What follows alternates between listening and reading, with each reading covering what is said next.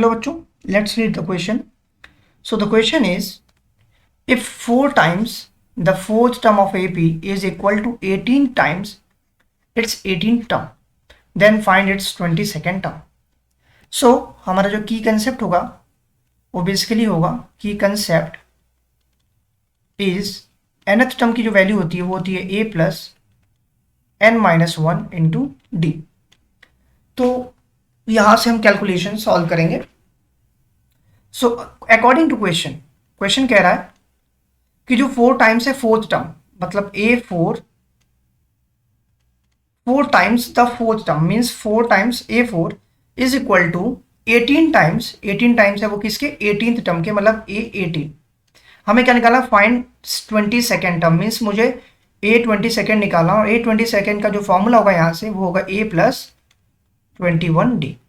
मुझे ये कैलकुलेट करना है। तो लेट्स सी, हम इस क्वेश्चन को सॉल्व करते हैं। So what I will do, basically मैं यहाँ से क्वेश्चन को व्हाट आई विल डू यहाँ से सिंप्लीफाई करूंगा। 4 टाइम्स A4 की जो वैल्यू होती है वो होती है A प्लस 3D, और 18 इंटू A18 की जो वैल्यू होती है वो A प्लस 17D होता है। Okay, so now what I will do, अब हमें क्या करना है, let's write 4A plus 4 3 12D, ये बराबर क्या हुआ 18A प्लस 18 इंटू 17। अगर मैं बेसिकली इस क्वेश्चन में क्या करना है, अगर मुझे 18 का मल्टीप्लाई यहाँ पे 17 में करना है तो हमारा जो आंसर आएगा रिक्वायर्ड वो 306 आएगा। तो मैं लिखता हूँ 306D।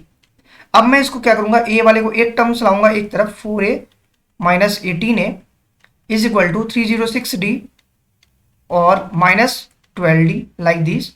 अगर मैं इसको सॉल्व करूं तो ये आएगा माइनस 14D बेसिकली, और 14A जो माइनस में वो बराबर किसके होगा, इसको अगर मैं सॉल्व करता हूं, लेट से 306 को अगर मैं माइनस करूं 12 से तो 294 आएगा, 294D।